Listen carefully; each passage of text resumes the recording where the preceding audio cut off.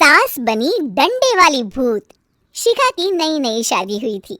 उसका मायका और ससुराल दोनों कानपुर में ही थे, इसलिए उससे मिलने उसके भाई अक्सर आते जाते रहते थे। ये बात शिखा की सास मीना को बिल्कुल पसंद नहीं थी। मम्मी जी, आज राहुल भैया आ रहे हैं। कौन? तेरे चाचा का लड़का? जी मम्मी जी। अरे पर वो तो दिल्ली में रहता है ना। हाँ मम्मी जी, उन्हें कल सुबह दिल्ली के लिए निकलना है, तो वो आज मुझसे मिलते हुए कल सुबह यहीं से निकल जाएंगे।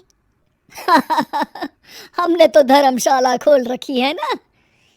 कुछ कहा क्या मम्मी जी? मैंने कहा हाँ हाँ, आने दे तेरे भैया को, जमकर खातिरदारी करेंगे।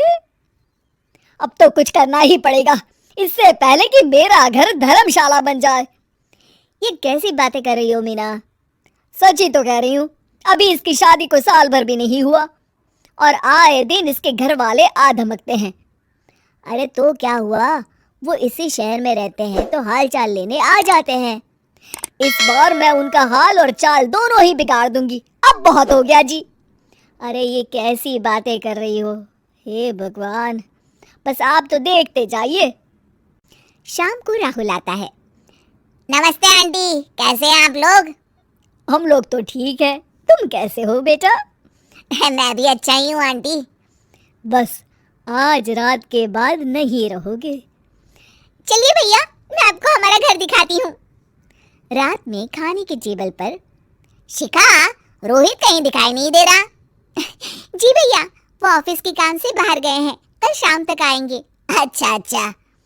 बेटा, क्या तुम भूत प्रेत में मानते हो? नहीं नहीं आंटी जी, पर अचानक आपको ये ख्याल कहाँ से आ गया?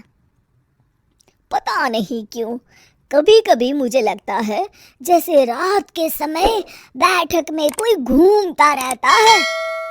ये आप क्या कह रही हैं मम्मी जी? हाँ, तुम लोग घबरा ना जाओ, इसलिए मैंने आज तक इस बारे में कुछ नहीं कहा। ये आपका वहम होगा आंटी जी, ऐसा कुछ नहीं होता। हो सकता है। चलो अब मेरा सोने का टाइम हो गया है तो चलती हूँ मैं। शिखा बेटा, राहुल के सोने की व्यवस्था वहीं दीवान पर कर देना। जी पापा जी। अब चलिए भी। अच्छा, तो बैठक में सोने वाले हैं साहबजादे।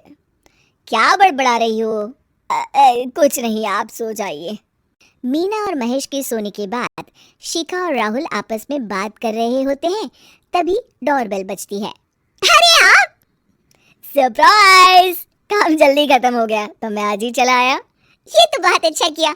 देखिए राहुल भैया भी आए हुए हैं, आप दोनों का मिलना भी हो जाएगा। कैसे हो रोहित? मैं तो ठीक हूँ भैया। शिखा, मैं भी आज यहीं सो जाता हूँ, राहुल भैया से बातचीत भी हो जाएगी। अच्छा अच्छा ठीक है। मीना आधी रात को उठती है, कंबल मुंह से पैर तक ओढ़ के डंडा लेके बैठक में आती है और देखती है दीवान पर चादर ओढ़े कोई लेटा हुआ है। देखो तो कैसे मजे से सो रहा है बहन के ससुराल में। मीना ताबड़तोड़ 4-5 डंडे मार देती है। अरे मर गया, अरे बचाओ बचाओ, कौन है? मीना जल्दी से अपने कमरे में भाग जाती है। हे भगवान, ये मैंने क्या किया? ये रोहित कहाँ से आ गया? लगता है ये नालायक राहुल मेहमानों वाले कमरे में सो गया होगा। आज तो इसकी खैर नहीं। उधर बैठक में, अरे क्या हुआ रोहित? मैं बाथरूम में था, तुम्हारे चिल्लाने की आवाज सुनी। पता है भैया, मैं सो रहा था, अचानक से कोई आकर मुझे डंडे मारने लगा। ये क्या कह रहे हो? लगता है तुम भी आंटी की तरह भूत प्रेत में मानते हो। नहीं नहीं भैया, सच में कोई आया था। मैं तो जा रहा हूँ मेहमानों वाले कमरे में सोने के लिए। इस समय अपने रूम में जाऊंगा तो शिखा की नींद खराब हो जाएगी। ठीक है भाई, जाओ तुम, जहाँ तुम्हारा भूत डंडा लेके ना आ सके। थोड़ी देर बाद मीना कंबल ओढ़ के डंडा लेकर मेहमानों वाले कमरे में पहुंच जाती है।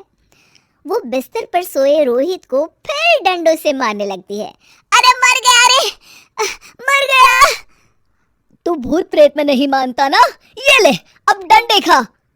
हैं? ये तो माँ की आवाज है। रोहित कंबल खींच देता है। बेटा तू! अरे ये क्या कर रही हो माँ? मार मार के मेरा भरता बना दिया